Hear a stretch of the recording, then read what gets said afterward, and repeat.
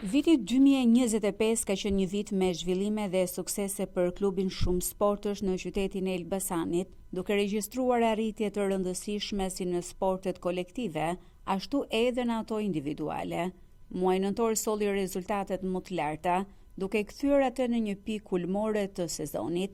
Për drejtuesin e Agjencisë së Sportit, Artit dhe Rinisë në Bashkinë e Elbasanit, Artin Kovaçi, shqetësim mbeten sportet e lojrave me dorë për shkak të një handikapi ligjor që sipas tij e ka vendosur këtë sektor në një fazë tranzicioni.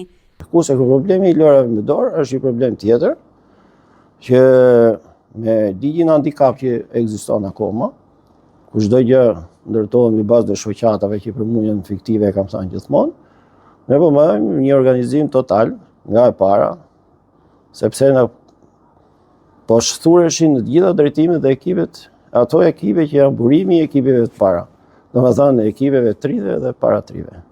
Kështu që jemi në një fazë tranzicioni shumë intensive.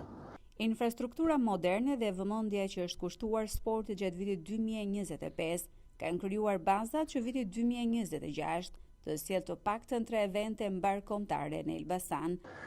Ne shumë shpejt, duke qenë dhe duke u bërë interesant në këtë problem që unë e trajtova, jemi pa shumë dashamirës, na kërkojnë gjithë federatat që aktivitetet e veta ndërkombëtare të organizojnë përveç faktit që janë kushtet këtu, që plotësojnë gjithë kriteret e federatave ndërkombëtare për aktivitetet ndërkombëtare.